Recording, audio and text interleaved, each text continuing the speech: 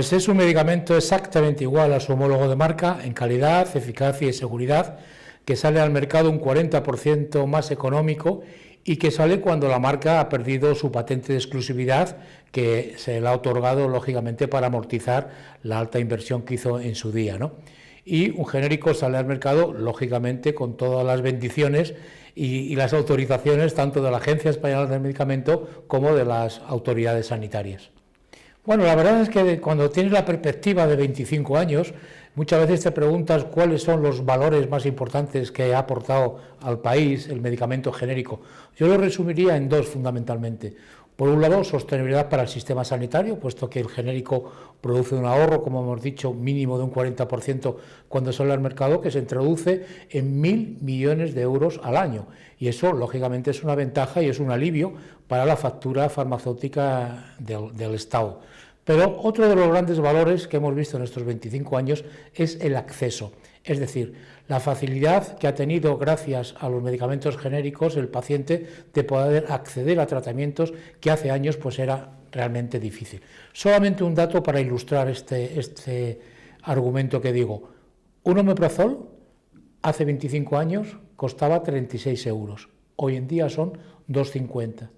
Eso se traduce en que hoy en día muchísimos más pacientes pueden acceder a tratamientos con un medicamento hoy tan popular como es el omeprazol.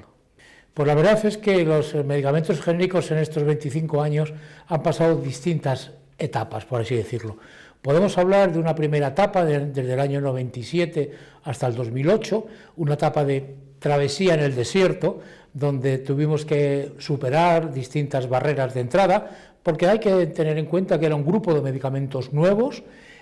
Además, los agentes sanitarios, tanto el médico como el farmacéutico, tenía que conocerlos y además teníamos que introducir el concepto de estos nuevos medicamentos también al ciudadano, al paciente. Y la verdad es que poco a poco, superando estas barreras, conseguimos pues una cuota que no fue muy alta y llegamos así hasta en el año 2008 a tener una cuota del 17%. Era baja, pero era lo que había. ¿Qué ocurrió en el 2008? Bueno, pues como todos sabemos, vino la crisis económica y en ese momento tanto la Administración Central como las administraciones autonómicas vieron precisamente en el medicamento genérico realmente un elemento muy interesante que podría aportar sostenibilidad al sistema y, lógicamente, asegurar el acceso y el tratamiento a los pacientes. Entonces se pusieron en marcha, a partir del 2008, una serie de medidas progenéricos que actuaron de una manera muy potente y entonces tenemos una segunda etapa que va del año, del 2008 aproximadamente hasta el año 2015, donde hubo una gran expansión del medicamento. Pasamos de ese 17% a una penetración del 40% de unidades. ¿Qué ocurrió a partir de 2015? La verdad es que una vez pasado el efecto de la crisis económica, el medicamento genérico perdió foco de atención, se priorizó dentro de las políticas farmacéuticas otro grupo de medicamentos y la verdad es que se perdieron normativas que teníamos específicas y entramos en un estancamiento, de manera que mantenemos esa cuota que conseguimos del 40% hoy en día. Es decir, actualmente llevamos 7 años estancados. ¿Por qué? Porque no hay una normativa específica que promocione este tipo de medicamentos. Bueno, la verdad es que el sector de los medicamentos genéricos en España es un sector muy industrial. En estos 25 años hemos tenido un desarrollo muy importante y hoy en día podemos decir que somos un sector que da empleo a 40.000 personas de manera directa e indirecta, con una gran calidad en el perfil de los profesionales, pero no solamente es eso, sino más somos un sector que estamos comprometidos con la inversión en innovación. El 27% de la innovación, de nuestros beneficios, lo invertimos en innovación. Somos un sector industrial que estamos comprometidos también con la exportación. Cerca del 30% de nuestra fabricación la empleamos en exportaciones, fundamentalmente además a los países del entorno europeo. En definitiva, somos un sector industrial muy potente, con 20 plantas de fabricación en España, que hemos actuado como una red de seguridad, precisamente en momentos tan delicados como el que hemos tenido recientemente con la pandemia, ¿no? Hemos podido asegurar en pandemia que hemos tenido la capacidad de fabricar y suministrar medicamentos para cualquier tipo de patología y para cualquier ámbito, tanto el ámbito hospitalario como el de oficina de farmacia. Valga un ejemplo, unas cifras de ejemplo. de los medicamentos esenciales que declaró la Agencia Española del Medicamento, el 70% de estos medicamentos tenían genéricos. Y además, en cualquier ámbito de aplicación, hemos tenido genéricos para los tratamientos del COVID en la UCI, hemos tenido tratamientos para el COVID de los que se utilizaban normalmente en planta hospitalaria, y por supuesto también hemos seguido suministrando esos medicamentos que aparte del COVID eran vitales, ¿no?, para el tratamiento de otro tipo de patologías del día a día, como son fundamentalmente los tratamientos crónicos, ¿no? Entonces, en ese sentido podemos resumir que ese es uno de los valores que tenemos, no solamente el valor industrial per se, como te he dicho, sino sobre todo también el valor social, que hemos actuado, pues lógicamente, como una red de seguridad que aseguramos la fabricación y el suministro de medicamentos para cualquier tipo de ocasión, ¿no? Sí, aquí hay que diferenciar lo que es la I grande de investigación de la I pequeña de innovación. Nosotros, obviamente, no invertimos en I grande de investigación, porque no es nuestro papel, ¿no? Ese es un papel de los innovadores. Pero es cierto que sí invertimos, como decíamos antes, el 27% de nuestros beneficios en innovación. ¿Por qué? Por una razón muy sencilla. Cuando un genérico sale al mercado, sale después de 10 años de comercialización exclusiva de la marca. ¿Qué ocurre? Pues que en estos 10 años, lógicamente, ha habido mucho adelanto tecnológico que nosotros incorporamos, lógicamente, a estos medicamentos genéricos. Por eso, la importancia que tiene para nosotros la inversión en innovación. Damos, digamos, productos mejorados, ¿no? Sí, la verdad que es una satisfacción, porque hemos visto que después de 25 años y las distintas etapas que hemos pasado, hoy podemos decir, de acuerdo a los estudios de percepción que tenemos, que el paciente hoy en día confía plenamente en el medicamento genérico. No solamente en cuanto a su calidad, eficacia y seguridad, que viene demostrada, como decíamos antes, por los avales regulatorios, sino porque además en su práctica diaria de uso hemos visto en nuestros estudios de que confía plenamente, ¿no?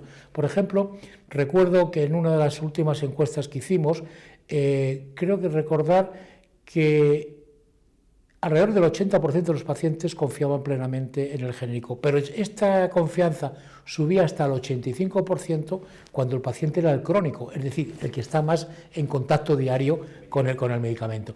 Con lo cual, en este sentido, estamos muy satisfechos. Y después también es importante porque el medicamento genérico también tiene otro valor para el paciente, que es el valor social.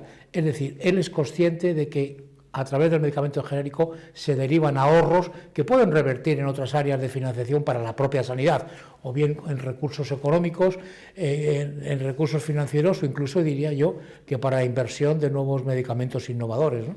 Bueno, esto es un dato muy importante. Nosotros, como sector industrial, del sector de los medicamentos genéricos, somos, digamos, pioneros, somos líderes en España junto con Italia. Tenemos 20 plantas de fabricación, eso es importante. Y además se ha puesto ahora se ha demostrado que después de la pandemia, desde el punto de vista industrial, es necesario no depender tanto de terceros países.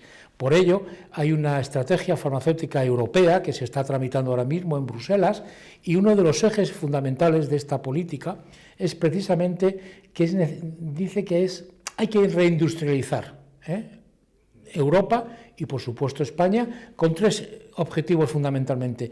No depender tanto de terceros países, como hemos visto que se producen tensiones en un momento determinado, como la pandemia.